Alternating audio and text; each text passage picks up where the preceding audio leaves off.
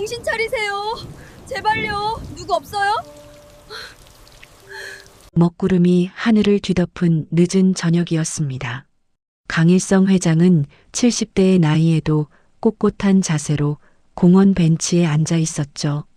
18년 전 오늘 바로 이곳에서 아들 진우와 며느리가 마지막으로 웃던 모습이 선명하게 떠올랐습니다. 아버지, 다음 주에 태어날 딸 이름 민서로 지었어요. 행복에 겨운 아들의 목소리가 귓가에 맴돌았죠. 그런데 그날 밤 빗길 교통사고로 아들 부부는 세상을 떠났습니다. 갓 태어난 손녀는 혼란 속에 행방을 알 수 없었고요. 강 회장은 매년 이날이 되면 수행원들을 뿌리치고 혼자 이곳을 찾았습니다. 500억 자산의 대기업 총수지만 이 자리에선 그저 자식을 잃은 비통한 아버지일 뿐이었죠. 차가운 빗방울이 하나둘 떨어지기 시작했습니다. 강 회장은 하늘을 올려다보며 중얼거렸어요. 진우야, 민서도 지금쯤 18이 됐을 텐데. 아빠가 찾지 못해서 미안하구나. 그때였습니다. 가슴 한가운데가 쥐어짜듯 아파왔죠. 협심증 발작이었습니다. 강 회장은 벤치를 움켜쥐며 신음을 흘렸어요. 식은땀이 이마를 타고 흘러내렸습니다. 약은 차 안에 두고 왔죠. 몸이 점점 기울었습니다. 의식이 흐려지면서 강 회장은 바닥에 쓰러졌어요. 사연 시청 전 구독과 좋아요는 큰 힘이 됩니다. 선한 마음이 만들어낸 아름다운 기적. 오늘 사연 시작합니다. 빗줄기는 점점 거세졌습니다. 한편 좁은 골목길을 질주하던 낡은 오토바이가 있었습니다. 엔진 소리와 함께 빗물을 튀기며 달리던 배달원은 18살 소녀 민서였죠. 헬멧 안으로 빗물이 스며들었지만 멈출 수 없었어요. 30분 안에 배달하지 못하면 할머니 약값을 벌 수 없었으니까요. 조금만 더, 조금만 더. 민서는 악착같이 핸들을 잡았습니다. 공원 앞을 지나던 민서의 눈에 무언가 보였습니다.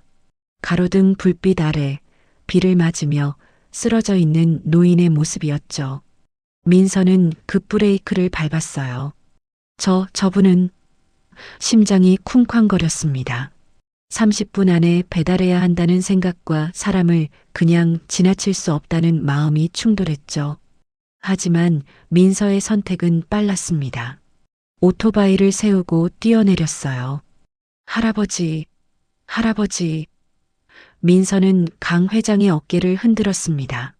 축 늘어진 몸에서 미약한 숨소리만 들렸죠. 안 돼, 정신 차리세요. 민서는 재빨리 자신의 우비를 벗어 강 회장의 몸을 덮어주었습니다. 차가운 빗물이 민서의 얇은 배달복을 적셨어요. 하지만 신경 쓸 겨를이 없었죠.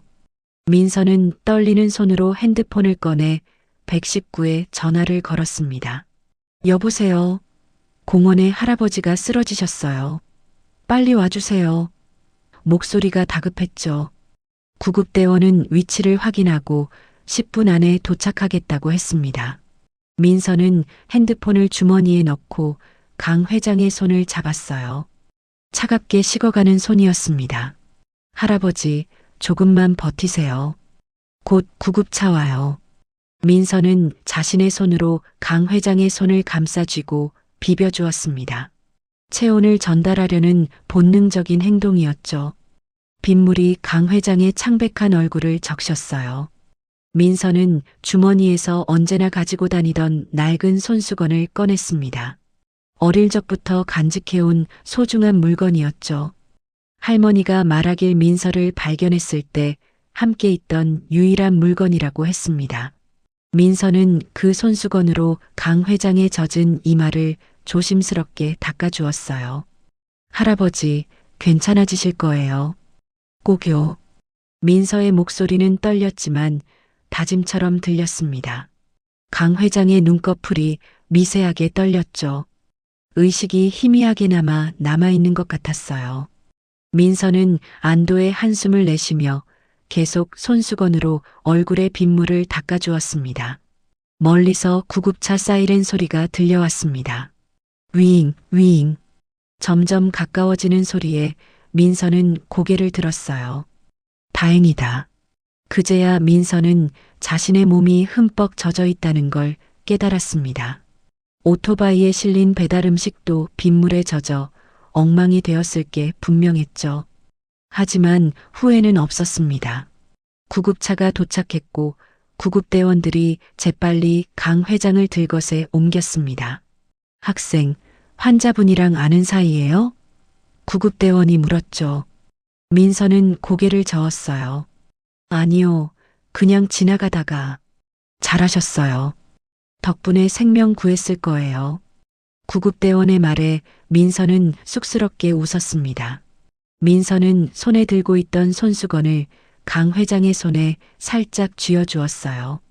할아버지, 이거 있으면 힘이 나실 거예요. 어릴 적 할머니가 아플 때마다 이 손수건을 쥐면 마음이 편안해진다고 했던 기억이 떠올랐죠. 구급대원 중 한 명이 그걸 보고 이거 떨어질 것 같으니 주머니에 넣어드릴게요라며 강 회장의 양복 안주머니에 조심스럽게 넣어주었습니다. 구급차 문이 닫혔고 사이렌을 울리며 사라졌습니다. 민서는 그 자리에 멍하니 서 있었어요. 온몸이 젖어 덜덜 떨렸지만 이상하게 마음은 따뜻했습니다. 할아버지, 꼭 괜찮아지세요. 민서는 중얼거리며 오토바이로 돌아갔죠. 배달 박스를 열어보니 예상대로였습니다. 음식이 빗물에 젖어 배달할 수 없는 상태였어요. 민서의 얼굴이 창백해졌습니다. 어떡하지? 손가락이 파르르 떨렸죠. 이 음식값은 민서가 물어내야 했습니다. 25,000원. 민서에게는 결코 작은 돈이 아니었어요. 오늘 하루 배달로 겨우 3만 원을 버는 민서였으니까요. 민서는 핸드폰을 꺼내 식당 사장님께 전화를 걸었습니다. 사장님, 죄송해요. 제가 떨리는 목소리로 사정을 설명했죠. 전화 너머로 사장의 한숨소리가 들렸습니다. 에휴, 민서야. 그래도 사람 살렸으니 다행이지. 음식값은 내 다음 달 알바비에서 빼마. 감사합니다, 사장님. 민서는 고개를 숙였어요. 감사한 마음과 미안한 마음이 뒤섞였습니다. 전화를 끊고 민서는 축축한 헬멧을 다시 썼죠. 집으로 돌아가야 했습니다. 할머니가 기다리고 계실 테니까요. 오토바이 시동을 걸며 민서는 공원 쪽을 다시 한번 돌아봤습니다. 비는 여전히 쏟아지고 있었어요. 손수건, 괜찮으시려나? 어릴 적부터 지켜온 유일한 추억의 물건을 낯선 할아버지에게 주고 왔다는 게 새삼 실감났습니다. 하지만 이상하게 후회되지 않았어요. 오히려 그 할아버지가 손수건을 보고 힘을 내셨으면 좋겠다는 생각이 들었죠. 할머니한테 병원비 드려야 하는데. 민서는 한숨을 내쉬며 천천히 오토바이를 몰았습니다. 젖은 옷이 차가운 바람에 찢어지듯 시렸지만 민서는 참았어요. 옥탑방에 돌아가면 따뜻한 할머니의 손길이 기다리고 있을 테니까요. 그걸로 충분했습니다. 빗속을 가르며 사라지는 민서의 뒷모습은 작고 왜소했지만 어딘가 단단해 보였습니다. 18년 전 폭우 속에 버려졌던 아이가 오늘 밤 다시 폭우 속에서 한 생명을 구했다는 사실을 아무도 몰랐죠. 운명의 실타래가 조용히 풀리기 시작한 밤이었습니다. 새벽 5시 병원 특실에 희미한 조명이 켜졌습니다. 강일성 회장은 천천히 눈을 떴어요. 하얀 천장이 보였죠. 어디선가 기계음이 규칙적으로 삐삐 소리를 냈습니다. 여기가 어디지? 강 회장은 가물거리는 의식을 붙잡으려 애썼어요. 머릿속이 뿌옇게 흐려져 있었습니다. 회장님, 정신 차리셨습니까? 옆에서 다급한 목소리가 들렸죠. 비서실장 김태준이었습니다. 50대 중반의 김 실장은 밤새 강 회장 곁을 지키고 있었어요. 눈가에 다크서클이 짙게 드리워져 있었죠. 회장님, 저 김 실장입니다. 아시겠습니까? 강 회장은 천천히 고개를 끄덕였습니다. 기억이 조각조각 떠올랐어요. 공원, 빗속, 가슴을 찌르는 통증. 내가 쓰러졌구나. 강 회장의 목소리는 갈라져 있었습니다. 김 실장이 재빨리 물을 따라 입가에 대어 주었죠. 천천히 드십시오. 물을 한 모금 삼킨 강 회장은 주변을 둘러봤습니다. 고급스러운 병실이었어요. 최상급 의료진이 배치되었을 게 분명했죠. 내가 어떻게 여기까지? 강 회장이 물었습니다. 김 실장은 안도의 표정을 지으며 대답했어요. 구급대원들이 모셔왔습니다. 누군가 119에 신고해 주셨다고 하더군요. 누군가? 강 회장의 눈빛이 살아났습니다. 희미한 기억 속에서 무언가가 떠올랐죠. 차가운 빗속에서 들려오던 목소리, 따뜻하게 감싸주던 손길. 분명 누군가 날 도와줬어. 젊은 목소리였는데. 강 회장은 이마를 짚으며 기억을 더듬었어요. 김 실장은 태블릿을 꺼내 보여주었습니다. 현장에 출동한 구급대원들 진술입니다. 10대 후반으로 보이는 여학생이 회장님을 발견하고 신고했다고 합니다. 하지만 이름이나 연락처를 남기지 않고 떠났다고 하더군요. 그 아이를. 강 회장은 입술을 깨물었습니다. 은인의 얼굴도 제대로 보지 못했죠. CCTV는 없나? 김 실장은 고개를 저었어요. 그 공원 구역은 사각지대입니다. 인근 상가 CCTV도 확인했지만 폭우 때문에 화면이 흐릿해 식별이 불가능했습니다. 강 회장의 주먹이 이불을 움켜쥐었습니다. 답답함이 밀려왔어요. 그 아이가 아니었다면 나는. 말끝을 흐리는 강 회장의 눈가가 붉어졌죠. 의사 말로는 20분만 늦었어도 위험했다고 했습니다. 그 아이는 강 회장의 생명을 구한 은인이었어요. 계속 찾아보겠습니다. 김 실장이 단호하게 말했습니다. 하지만 단서가 전혀 없었죠. 강 회장은 허공을 바라보며 한숨을 내쉬었어요. 고맙다는 말 한마디 못하다니. 그때 강 회장은 가슴께가 묵직한 느낌을 받았습니다. 손을 양복 안주머니에 넣어보니 뭔가 만져졌어요. 이건? 천천히 꺼내보니 낡은 손수건이었습니다. 한때는 하얀색이었을 천에 세월의 때가 묻어 있었죠. 하지만 정성스럽게 빨아서 관리한 흔적이 역력했어요. 강 회장은 손수건을 펼쳤습니다. 그 순간 심장이 멎는 것 같았죠. 손수건 한쪽 귀퉁이에 섬세한 자수가 놓여 있었어요. 파란색과 금색 실로 정교하게 수놓아진 문양. 강 회장의 손이 바들바들 떨렸습니다. 이건 우리 집안 문장이야. 김 실장이 황급히 다가왔습니다. 회장님? 강 회장은 손수건을 더 자세히 들여다봤어요. 문장 옆에 작은 글씨로 이름이 수놓아져 있었습니다. 민서. 그 두 글자를 본 순간 강 회장의 눈에서 눈물이 주르륵 흘러내렸죠. 민서라고 쓰여 있어. 강 회장의 목소리가 떨렸습니다. 18년 전 그날이 생생하게 떠올랐어요. 며느리가 배가 불러오는 걸 부축하며 들어오던 모습, 행복하게 웃던 아들의 얼굴. 아버님, 딸 이름 민서로 지었어요. 민서라는 이름 예쁘죠? 며느리의 목소리가 귓가에 맴돌았습니다. 이건 수정이가 손수 만들었던 거야. 강 회장은 손수건을 가슴에 꼭 껴안았습니다. 수정, 며느리의 이름이었죠. 출산 예정일 일주일 전 며느리는 태어날 아기를 위해 정성껏 이 손수건을 만들었어요. 강씨 가문의 상징과 아이의 이름을 새기면서 얼마나 행복해했는지.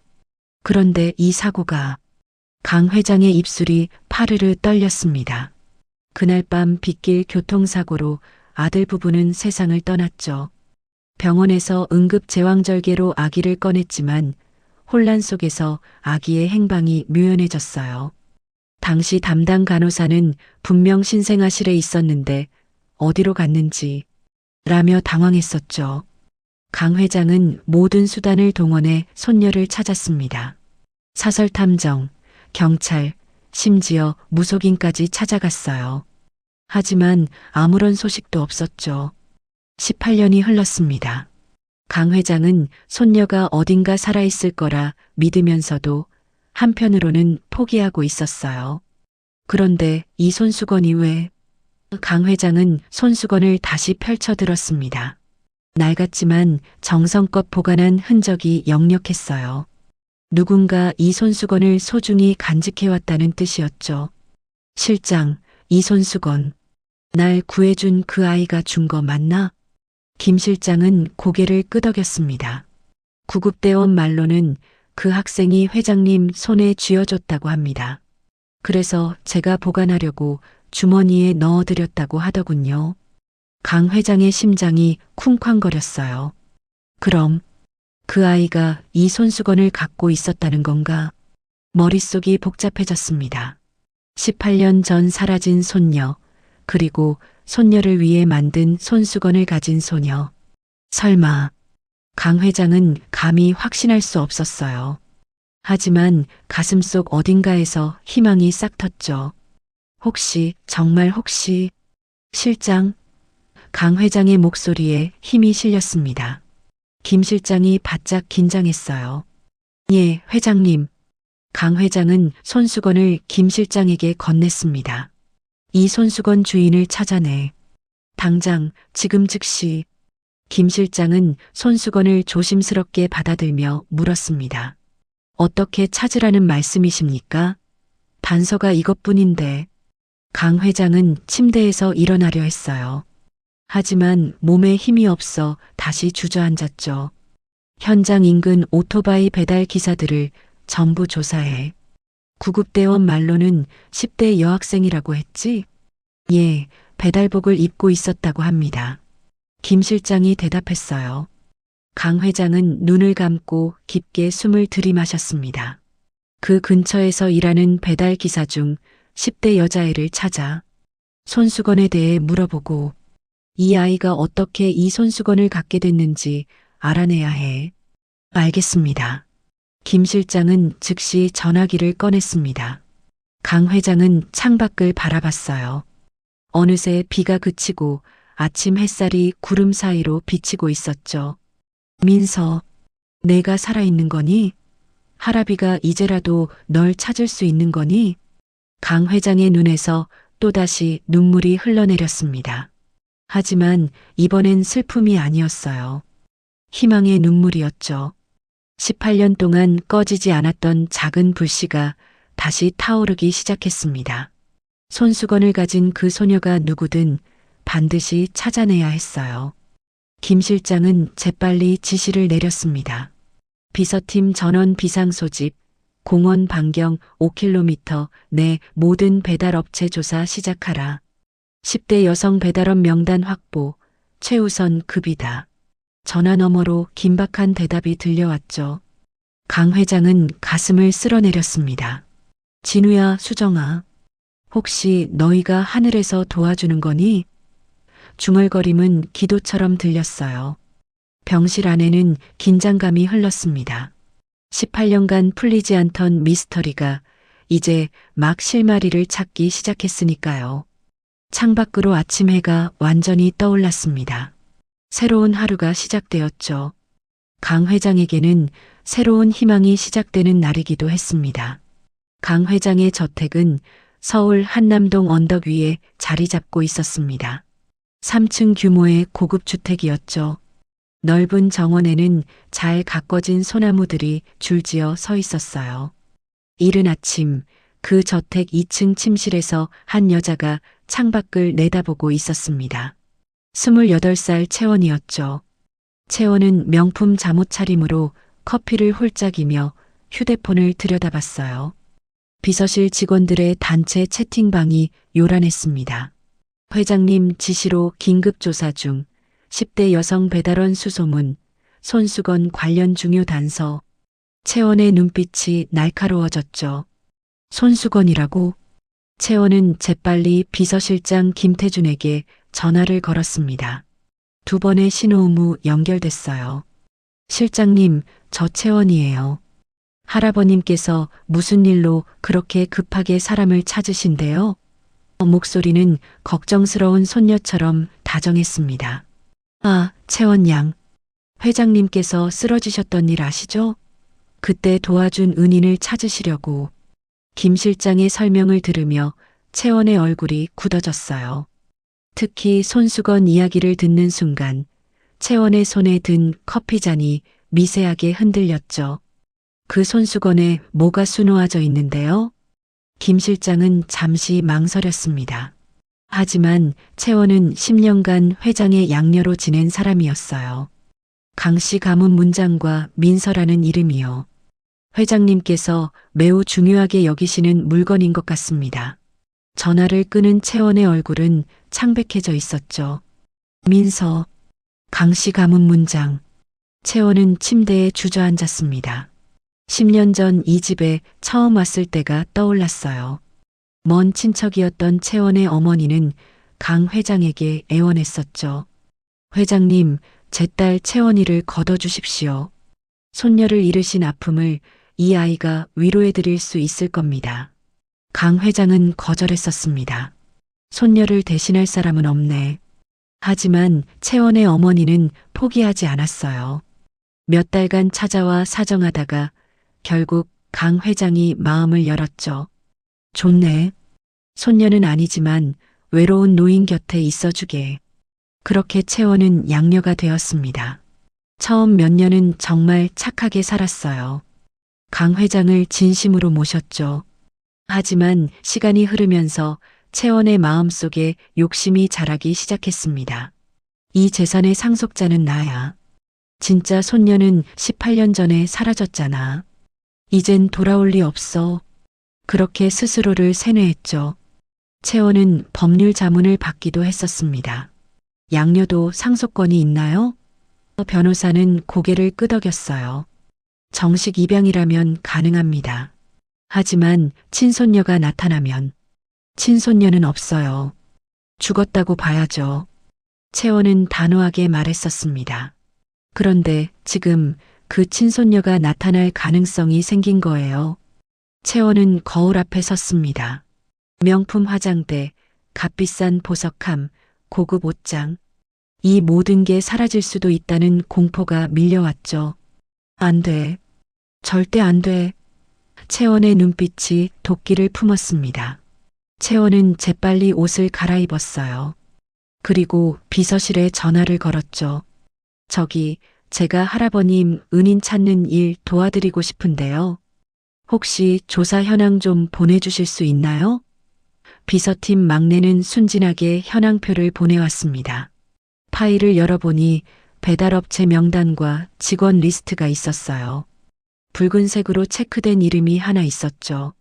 민서 마이너스 치킨마루 소속 배달원 18세 신원 확인 중. 채원은 그 이름을 손톱으로 긁었습니다. 너로구나. 30분 후 채원은 고급 세단을 몰고 치킨마루 본점 앞에 도착했습니다. 허름한 골목의 작은 가게였어요. 채원은 역겨운 표정을 지었죠. 이런 데서 일하는 애가 감히. 차에서 내려가게 안으로 들어갔습니다. 손님 주문하시려고요? 50대 사장이 앞치마를 두른 채 나왔어요. 채원은 차갑게 물었습니다. 여기 민서라는 배달원 있죠? 사장은 고개를 끄덕였어요. 네, 우리 민서 왜요? 그 애 지금 어디 있어요? 배달 나갔는데요. 30분 있으면 올 거예요. 사장의 대답에 채원은 가게 밖으로 나와 차 안에서 기다렸습니다. 손가락으로 핸들을 두드리며 초조하게 시간을 보냈죠. 반드시 입을 막아야 해. 할아버지한테 접근하지 못하게. 25분쯤 지났을 때 낡은 오토바이가 골목 안으로 들어왔습니다. 헬멧을 벗은 소녀는 민서였어요. 땀으로 젖은 이마를 손등으로 훔치며 가게로 들어가려는 순간 채원이 차에서 내렸습니다. 아! 민서는 고개를 돌렸어요. 처음 보는 여자였죠. 화려한 옷차림의 여자가 성큼성큼 다가왔습니다. 너 민서 맞지? 채원의 목소리는 날카로웠어요. 민서는 어리둥절한 표정으로 대답했습니다. 네. 그런데 누구세요? 따라와. 채원은 민서의 팔을 거칠게 잡아 끌었어요. 민서는 깜짝 놀라 뿌리쳤습니다. 뭐 하시는 거예요? 하지만 채원의 힘이 세었죠. 골목 구석으로 질질 끌려갔어요. 사람들의 눈에 띄지 않는 좁은 공간이었습니다. 어젯밤 공원에서 쓰러진 할아버지 구해줬지? 채원이 민서의 어깨를 벽에 밀쳤어요. 민서는 당황스러웠습니다. 네. 그게 왜요? 손수건 쥐어줬고 채원의 눈빛이 험악해졌죠. 민서는 고개를 끄덕였어요. 할아버지가 괜찮아지셨나요? 저 그게 궁금해서. 그 말이 끝나기도 전에 채원의 손바닥이 민서의 뺨을 후려쳤습니다. 짝! 날카로운 소리와 함께 민서의 고개가 옆으로 꺾였죠. 감히 우리 할아버지한테 접근해? 돈 뜯어내려고 쇼한 거지? 채원의 목소리는 도끼로 가득했어요. 민서는 화끈거리는 뺨을 움켜쥐며 고개를 들었습니다. 무슨 소리예요? 저는 그냥. 닥쳐. 채원은 민서의 멱살을 잡았습니다. 내가 가진 그 손수건 어디서 났어? 훔친 거지? 민서는 억울했어요. 아니에요. 그건 제가 어릴 때부터. 거짓말하지 마. 채원이 다시 한번 뺨을 때렸습니다. 민서의 눈에서 눈물이 흘러내렸어요. 억울함과 두려움이 뒤섞였죠. 제발, 저 아무것도 안 했어요. 앞으로도 아무것도 하지 마. 그 할아버지한테 절대 연락하지 마. 알겠어? 채원은 민서의 턱을 움켜잡았습니다. 만약에 내가 다시 나타나면. 채원은 휴대폰을 꺼내 흔들었어요. 너 같은 애들 인생 망가뜨리는 건 일도 아니야. 이해했어? 민서는 떨리는 목소리로 대답했습니다. 네. 채원은 민서를 밀쳐냈죠. 민서가 바닥에 주저앉았습니다. 채원은 마지막으로 경고했어요. 착하게 살아. 주제 파악 잘하고. 그리고는 하이힐을 딱딱 울리며 사라졌습니다. 민서는 골목 구석에서 한참을 울었어요. 뺨은 붉게 부어올랐고 몸은 덜덜 떨렸죠. 그날 오후 치킨마루에 전화 한 통이 걸려왔습니다. 악성 민원이었어요. 민서라는 배달원이 음식에 침 뱉는 거 봤어요. 당장 해고 안 하면 신고할 거예요. 사장은 황당했습니다. 그럴 리가 없는데. 하지만 민원은 계속 이어졌어요. 서너 건이 더 들어왔죠. 모두 익명이었습니다. 사장은 결국 민서를 불렀어요. 민서야, 미안하다. 사장님도 어쩔 수가 없어. 이번 달까지만 일하고. 민서는 멍하니 서 있었습니다. 사장님, 저 정말 아무것도 안 했어요. 떨리는 목소리였죠.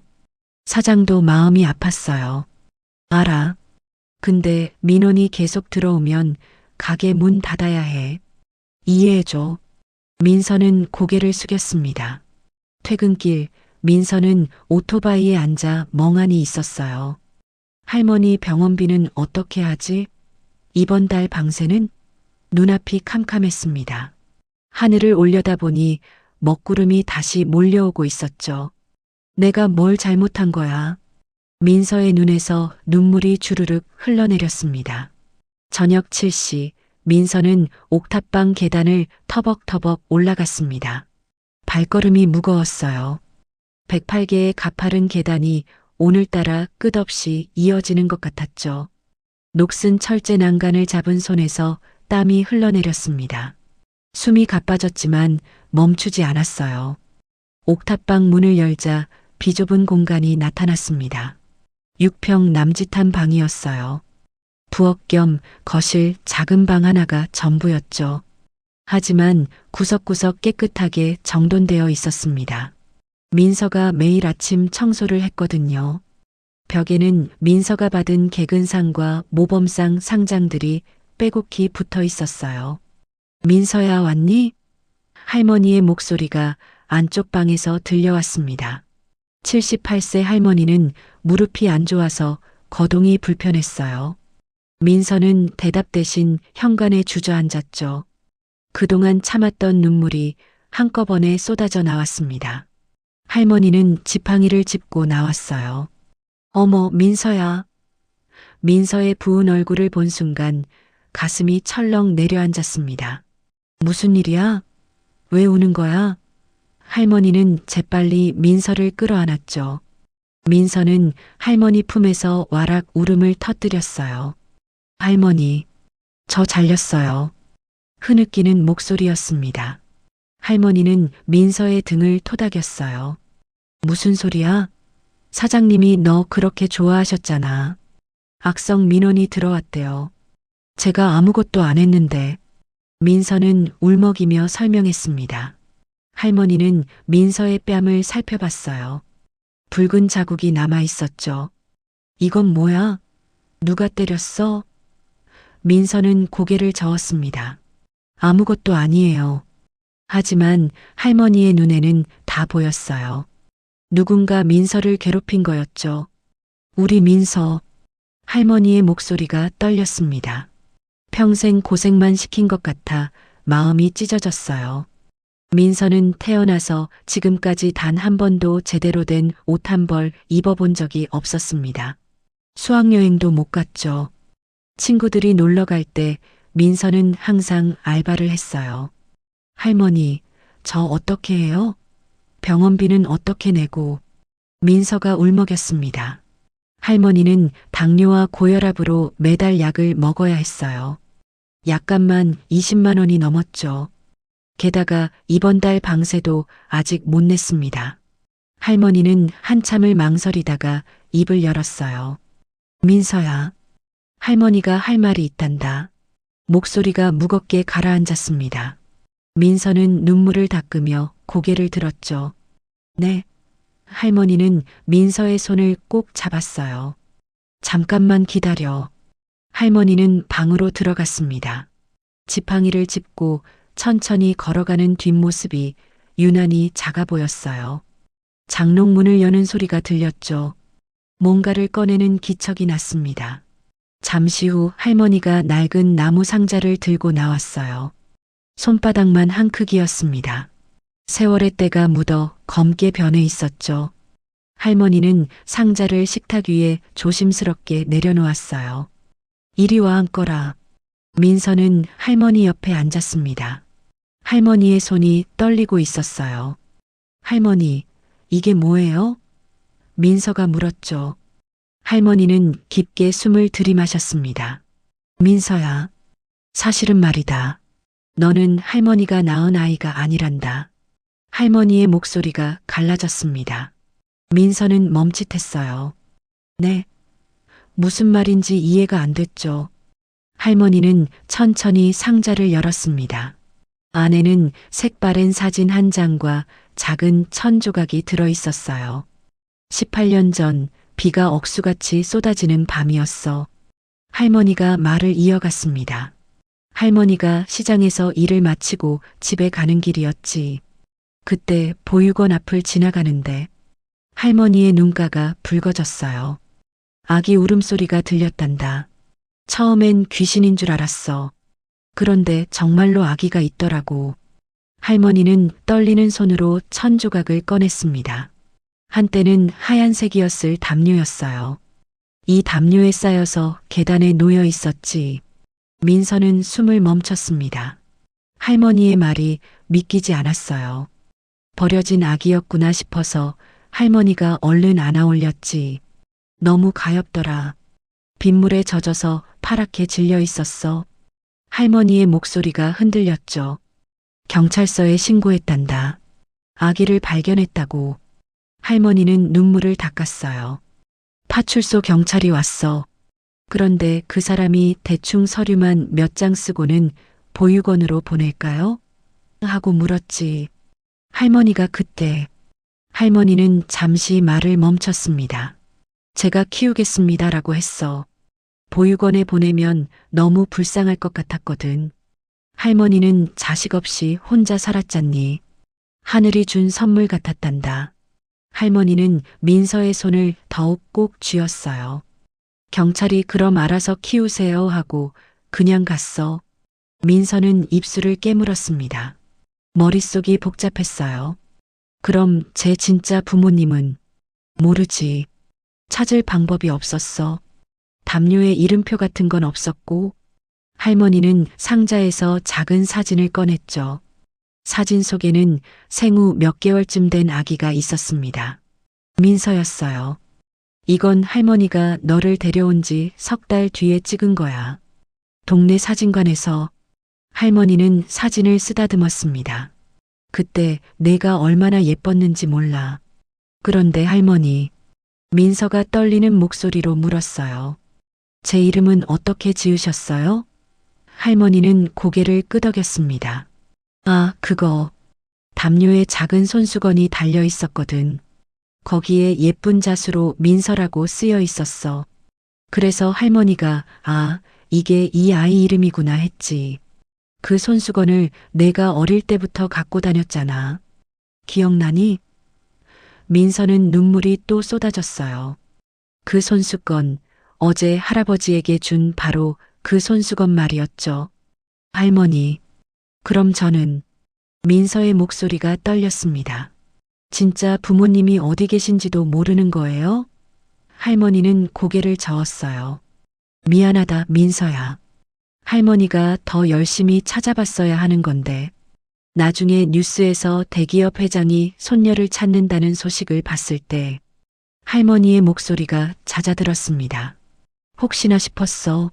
손수건이 그렇게 고급스러워 보였으니까. 하지만 확신할 수가 없었단다. 그리고 솔직히 할머니는 눈물을 닦았어요. 이미 내가 할머니한테는 친손녀나 다름없었거든. 부잣집으로 보내면 넌 좋은 환경에서 자랄 수 있겠지만 할머니는 너 없이 못 살 것 같았어. 이기적이었지. 할머니의 목소리가 떨렸습니다. 민서는 할머니를 와락 껴안았어요. 아니에요, 할머니. 목이 메어 제대로 말이 나오지 않았습니다. 할머니는 이기적인 게 아니에요. 저를 구해주신 거예요. 저를 사랑해주신 거잖아요. 민서야. 할머니도 민서를 꼭 안았습니다. 둘은 한참을 그렇게 울었어요. 18년간 쌓인 사랑과 미안함과 고마움이 눈물로 흘러나왔죠. 좁은 옥탑방은 두 사람의 울음소리로 가득 찼습니다. 저한테 진짜 엄마는 할머니뿐이에요. 민서가 할머니의 주름진 손을 잡았습니다. 피가 섞였든 안 섞였든 상관없어요. 할머니가 저를 18년 동안 키워주셨잖아요. 그게 진짜 가족이에요. 할머니는 민서의 머리를 쓰다듬었어요. 고맙다, 민서야. 할머니가 너한테 해줄 수 있는 게 별로 없어서 항상 미안했단다. 할머니, 그런 말씀하지 마세요. 저는 할머니랑 사는 게 너무 좋아요. 두 사람은 서로를 꼭 아는 채 오래도록 있었습니다. 창밖으로 저녁 노을이 지고 있었어요. 가난하지만 따뜻한 옥탑방에는 진한 사랑이 흘렀죠. 혈연보다 깊은 인연이었습니다. 민서는 할머니의 품에서 생각했어요. 내 진짜 가족은 여기 있어. 할머니가 바로 내 전부야. 해고당한 것도 뺨을 맞은 것도 잠시 잊혔습니다. 지금 이 순간이 소중했으니까요. 하지만 민서는 몰랐죠. 바로 그 순간 강일성 회장의 비서실에서는 민서의 신원을 거의 파악했다는 것을. 운명의 톱니바퀴가 돌아가고 있었습니다. 사흘 후 오후 강일성 회장은 고급 세단 뒷좌석에 앉아 창밖을 내다봤습니다. 차는 서울 외곽의 낡은 주택가로 들어서고 있었어요. 깔끔한 고급 주택가와는 완전히 다른 풍경이었죠. 좁은 골목, 낡은 건물들, 빨래가 걸린 옥상들. 강 회장의 표정이 굳어졌습니다. 여기가 맞나? 강 회장이 물었어요. 조수석의 김 실장이 태블릿을 확인했습니다. 예, 회장님. 민서라는 배달원의 주소가 확실합니다. 건물주에게도 확인했습니다. 강 회장은 가슴이 두근거렸어요. 정말 그 아이가 손녀일까? 아니면 단순히 손수건을 주운 걸까? 차가 낡은 빌라 앞에 멈췄습니다. 5층짜리 건물이었는데 페인트가 벗겨지고 균열이 가 있었어요. 강 회장은 천천히 차에서 내렸죠. 김 실장이 우산을 받쳐들었습니다. 옥탑방이라고 합니다. 계단으로 올라가셔야 합니다. 강 회장은 고개를 끄덕였어요. 건물 안으로 들어서자 좁은 계단이 나타났습니다. 조명도 어두웠죠. 강 회장은 난간을 잡고 천천히 올라가기 시작했어요. 한 계단 한 계단 오를 때마다 숨이 찼습니다. 70대의 나이에 108개 계단은 만만치 않았죠. 회장님, 제가 먼저 올라가서 확인하고 올까요? 김 실장이 걱정스럽게 물었어요. 하지만 강 회장은 고개를 저었습니다. 아니네. 내가 직접 가야 해. 땀이 이마에 맺혔지만 멈추지 않았어요. 만약 정말 손녀라면 할아버지가 직접 찾아가는 게 도리였으니까요. 드디어 옥탑방 앞에 도착했습니다. 철문에는 302호라고 적힌 낡은 번호판이 달려 있었어요. 강 회장은 잠시 숨을 고르며 서 있었습니다. 문틈으로 안에서 작은 목소리가 들렸죠. 할머니, 제가 약 사올게요. 조금만 기다리세요. 강 회장의 가슴이 쿵 내려앉았습니다.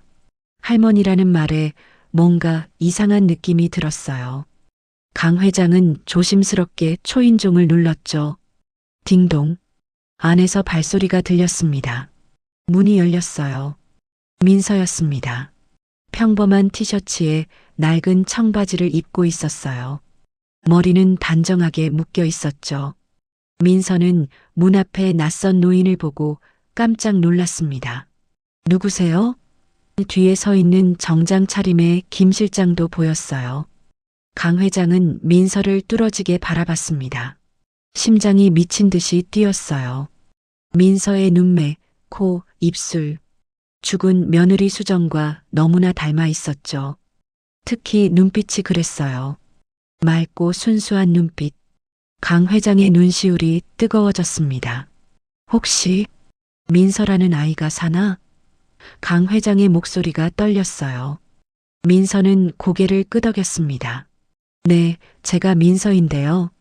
며칠 전 공원에서 쓰러진 할아버지 구해준.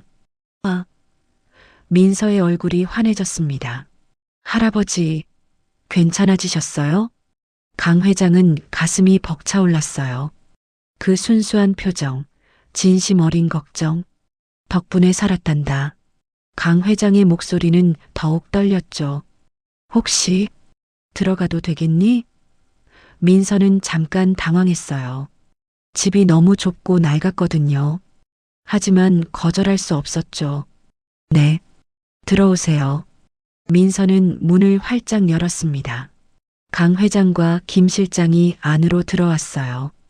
6평 남짓한 공간이 한눈에 들어왔습니다. 낡은 가구들, 작은 냉장고, 좁은 부엌. 하지만 구석구석 깨끗하게 정돈되어 있었어요. 강 회장의 시선이 벽으로 향했습니다. 상장들이 빼곡히 붙어 있었어요. 개근상, 모범상, 봉사상. 하나하나 읽으며 강 회장의 눈시울이 붉어졌죠. 이게 다 내 거니?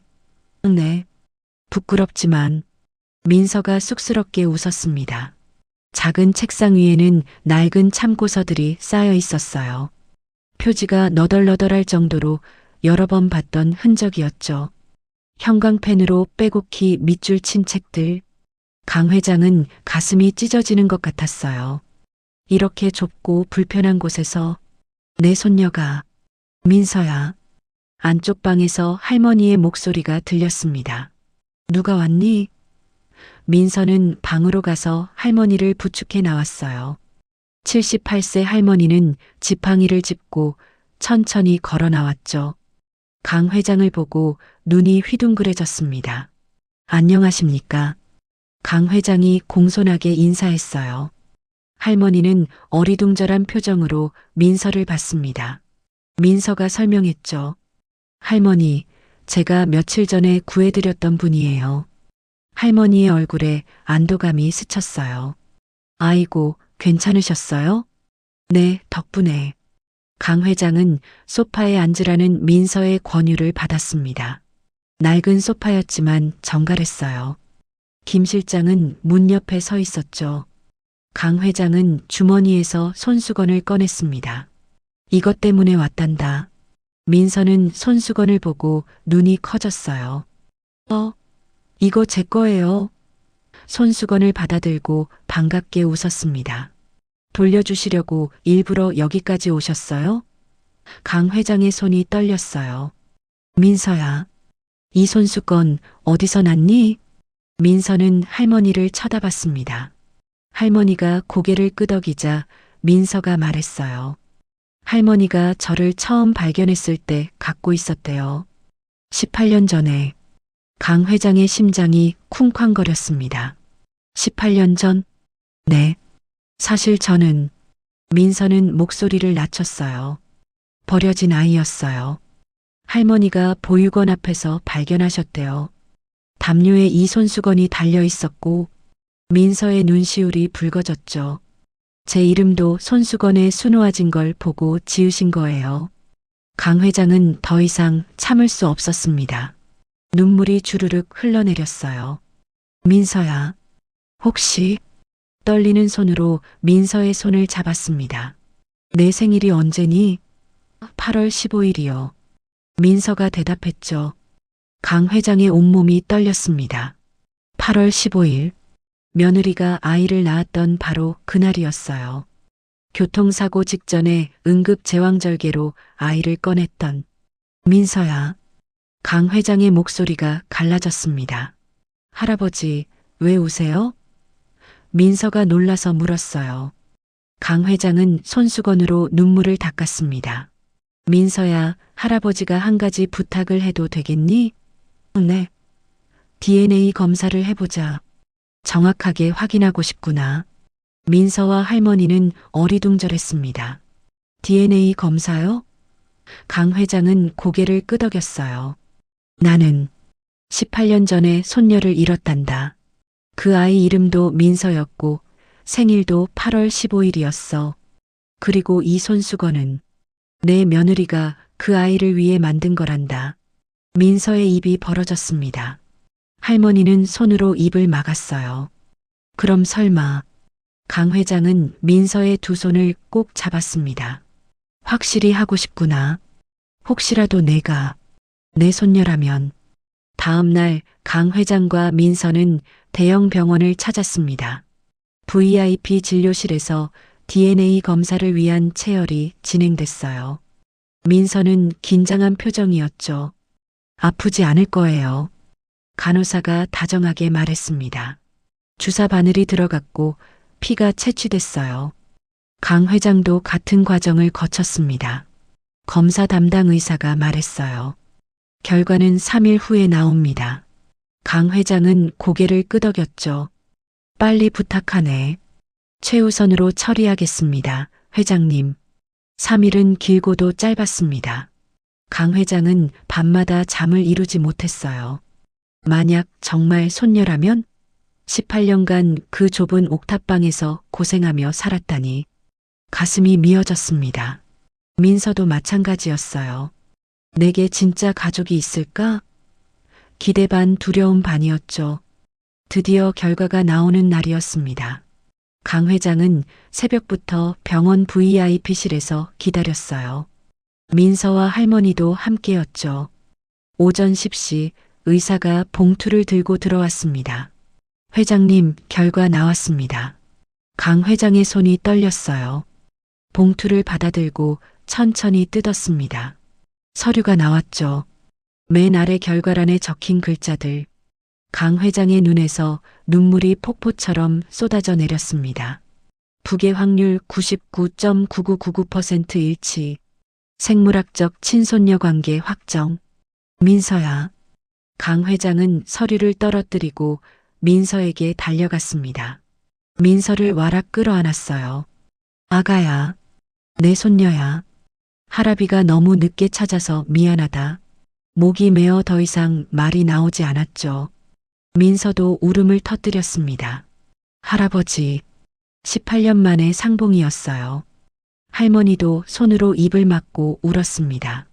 의사와 간호사들도 눈시울을 붉혔죠. VIP실에는 감동의 눈물이 가득했습니다. 강 회장은 한참을 민서를 안고 있었어요. 18년간 그리워했던 손녀, 며느리 수정과 아들 진우의 딸, 하늘이 다시 돌려준 기적이었습니다.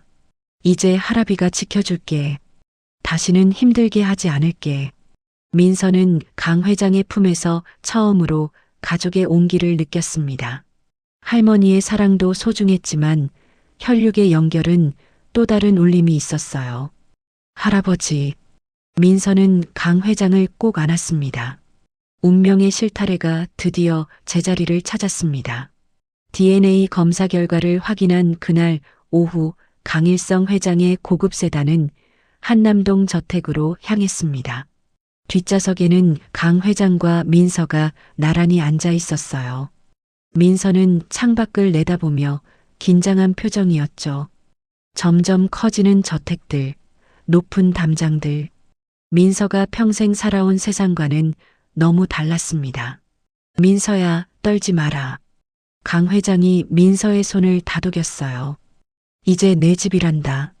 민서는 고개를 끄덕였지만 여전히 불안했습니다. 옥탑방 할머니를 두고 온 것도 마음에 걸렸죠. 할머니는 괜찮으실까요? 내일 모셔올 거야. 약속한다. 차가 저택 정문을 통과했습니다. 넓은 정원이 펼쳐졌어요. 잘 다듬어진 잔디, 분수대, 소나무들. 민서는 입이 떡 벌어졌습니다. 드라마에서나 보던 풍경이었죠. 차가 현관 앞에 멈췄어요. 집사가 문을 열어주었습니다. 어서 오십시오, 회장님. 집사는 60대의 단정한 남자였어요. 그런데 민서를 보더니 눈이 커졌습니다. 이분은 우리 손녀 민서다. 인사드려라. 강 회장의 목소리에 떨림이 섞여 있었죠. 집사의 눈이 촉촉해졌습니다. 아가씨, 정말 찾으셨군요. 그는 깊게 허리를 숙였어요. 18년간 기다렸습니다. 진심으로 환영합니다. 민서는 어색하게 인사했습니다. 안녕하세요. 이런 대접을 받아본 적이 없어서 얼굴이 빨개졌죠. 현관문이 열렸습니다. 넓은 거실이 나타났어요. 대리석 바닥 화려한 샹들리에 비싼 그림들. 민서는 신발을 벗을지 말지 몰라 우왕좌왕했습니다. 그냥 신고 들어와도 된단다. 강 회장이 웃으며 말했죠. 그때였습니다. 2층 계단에서 발소리가 들렸어요. 채원이 내려오고 있었죠. 명품 원피스를 입고 진주 목걸이를 한 모습이었습니다. 계단을 내려오던 채원은 민서를 보는 순간 얼어붙었어요. 할아버님, 채원의 목소리가 날카로워졌습니다. 저 애는 왜 여기 있어요? 강 회장은 차갑게 채원을 바라봤어요. 우리 손녀 민서다. 인사하거라. 채원의 얼굴이 새하얗게 질렸습니다. 손녀라니요? 채원의 목소리가 떨렸어요. 할아버님, 무슨 말씀을 하시는 거예요? 강 회장은 김 실장에게 눈짓했습니다. 김 실장이 서류 봉투를 꺼냈죠. 여기 DNA 검사 결과가 있네. 강 회장은 봉투를 채원에게 던졌습니다. 서류들이 대리석 바닥에 흩어졌어요. 채원은 떨리는 손으로 서류를 집어들었죠. 첫 번째 서류를 보는 순간 채원의 눈이 흔들렸습니다. 강일성 마이너스 민서 친손녀 관계 확정 99.9999%. 안 돼. 채원이 중얼거렸어요. 두 번째 서류를 펼쳤습니다. 강일성 마이너스 채원 혈연 관계 없음 0%. 채원의 손에서 서류가 떨어졌죠. 다리에 힘이 풀렸습니다. 이게 무슨... 놀랍나? 강 회장의 목소리는 차가웠습니다. 너와 내가 피 한 방울 섞이지 않았다는 게... 채원은 고개를 저었어요. 아니에요. 저는 할아버님의 양녀지. 손녀가 아니야. 처음부터 그랬어. 강 회장은 천천히 채원에게 다가갔습니다. 10년 전 내 어머니가 애원해서 받아줬지. 외로운 노인 곁에 있어 달라고. 나는 내가 착한 아이인 줄 알았어. 손녀를 대신할 순 없어도 위로는 될 거라고 생각했지. 채원은 입술을 깨물었어요. 강 회장이 계속 말했습니다. 그런데 넌 뭘 했지? 진짜 손녀가 나타날까봐 두려워했어. 내 재산을 노렸고. 채원의 얼굴이 빨갛게 달아올랐죠. 아니에요, 전. 거짓말하지 마. 강 회장의 눈빛이 서늘해졌습니다. 김 실장이 태블릿을 꺼냈어요. 화면을 틀자 영상이 재생됐습니다.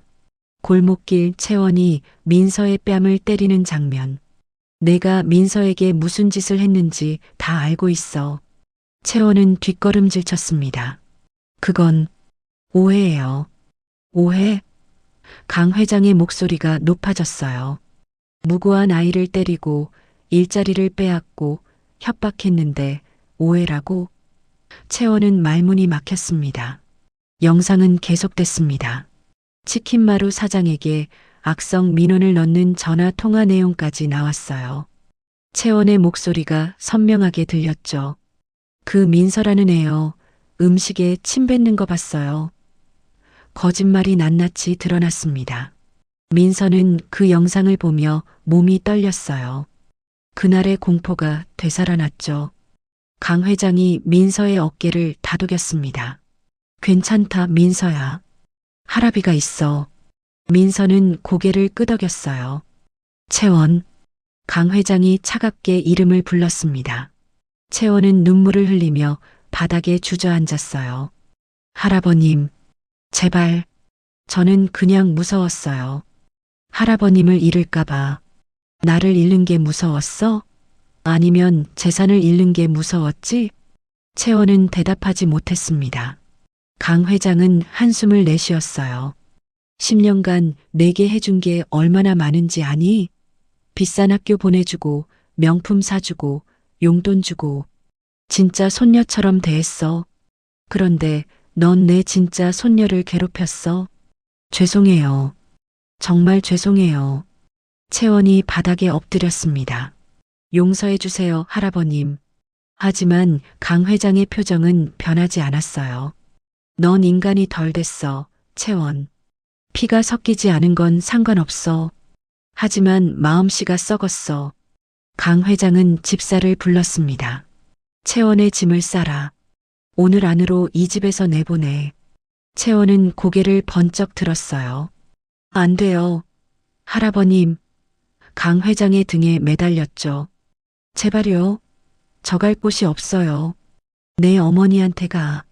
강 회장은 채원의 손을 뿌리쳤습니다. 10년 전 내 어머니가 널 부탁했을 때 난 거절할 수도 있었어. 하지만 불쌍해서 받아줬지.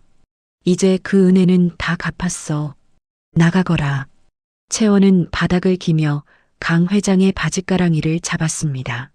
할아버님, 정말 잘못했어요. 다시는 안 그럴게요. 눈물과 콧물이 범벅이 된 얼굴이었죠. 하지만 강 회장은 냉정했어요. 기회는 끝났어. 경호원 2명이 들어왔습니다. 채원 양을 방으로 안내해라. 짐 싸는 것 도와주고. 경호원들이 채원을 부축해 일으켰어요. 채원은 소리쳤습니다. 싫어. 나 안 나가. 하지만 경호원들은 단호하게 채원을 2층으로 데려갔죠. 거실에는 강 회장과 민서, 김 실장만 남았습니다. 민서는 어찌할 바를 몰랐어요. 할아버지, 괜찮으세요? 강 회장은 쓸쓸하게 웃었습니다. 괜찮단다. 진짜 손녀를 찾았으니 다른 건 중요하지 않아. 1시간 후 채원은 짐을 싸서 현관으로 내려왔습니다. 경호원들이 큰 가방 2개를 들고 있었어요. 채원의 눈은 부어 있었죠. 명품 옷을 입고 있었지만 초라해 보였습니다. 할아버님, 정말. 채원이 마지막으로 애원했어요. 하지만 강 회장은 돌아보지도 않았습니다. 나가거라. 다시는 이 문 앞에 오지 마. 채원은 민서를 쏘아봤어요. 도끼 어린 눈빛이었죠. 하지만 아무 말도 하지 못했습니다. 현관문이 닫혔습니다. 채원은 저택 밖에 홀로 서 있었어요. 석양이 지고 있었습니다. 10년간 살았던 집, 이제 다시는 돌아올 수 없는 곳이 되었죠. 채원은 가방을 들고 터벅터벅 걸어갔습니다. 뒤도 돌아보지 않았어요. 저택 안에서 강 회장은 민서의 손을 잡았습니다. 미안하구나, 민서야. 무서운 걸 보여줘서. 민서는 고개를 저었어요. 아니에요, 할아버지. 할아버지가 저를 지켜주셨어요.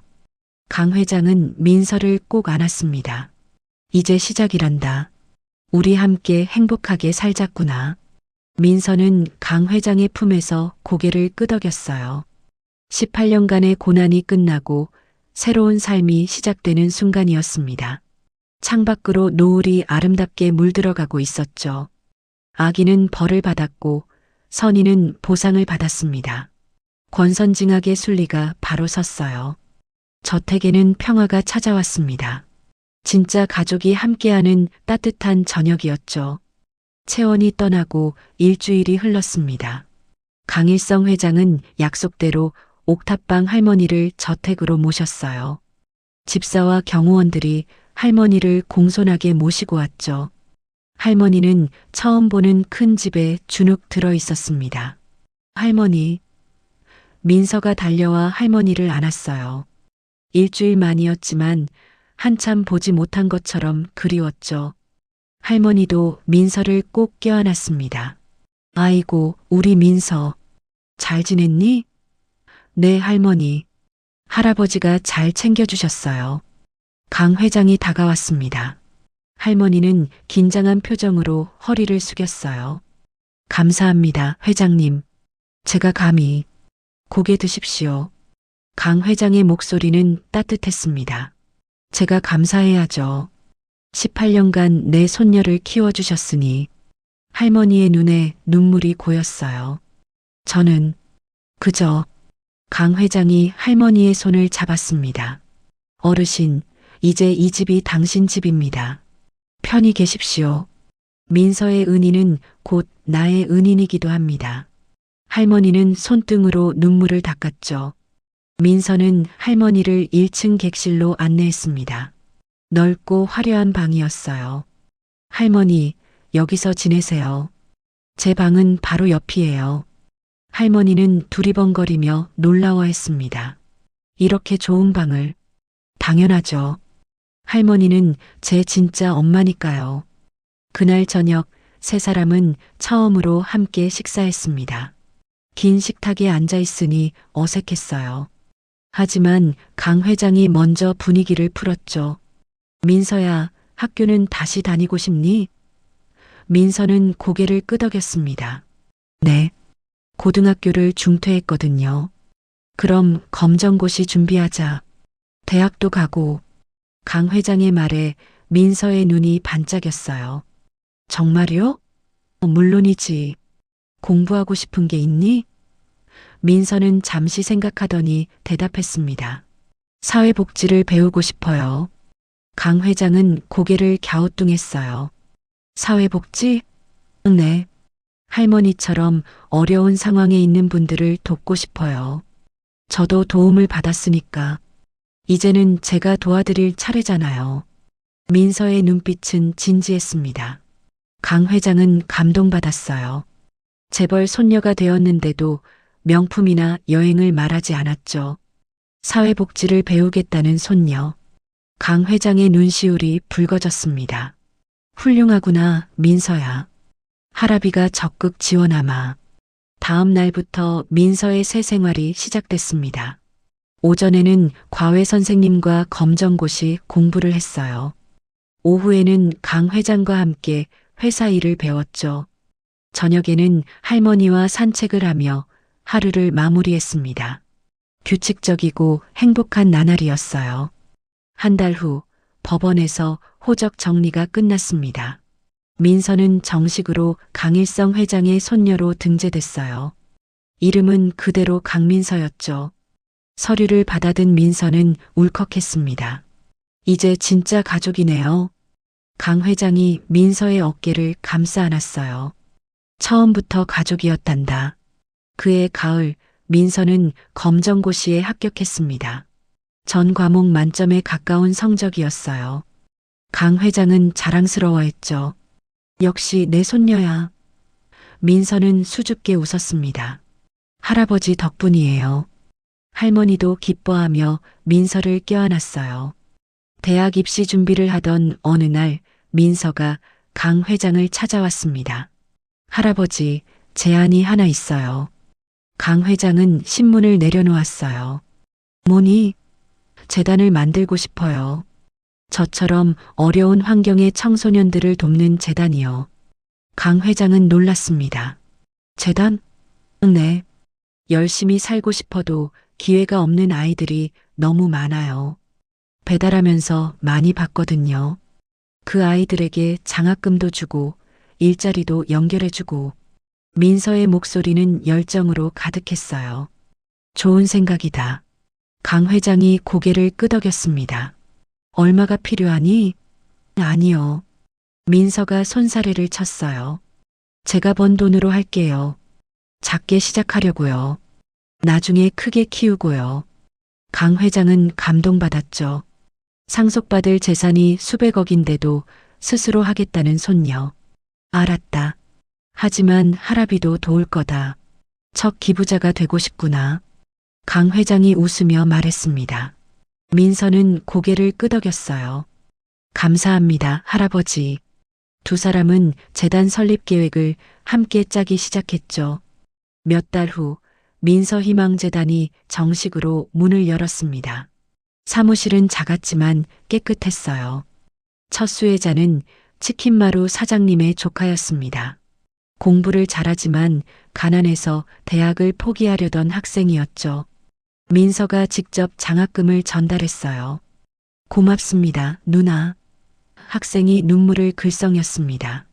민서는 학생의 손을 잡았어요. 열심히 해. 나도 너처럼 도움을 받았어. 나중에 내가 다른 사람을 도와주면 돼. 학생은 고개를 끄덕이며 감사 인사를 했죠. 그 모습을 지켜보던 강 회장은 가슴이 벅찼습니다.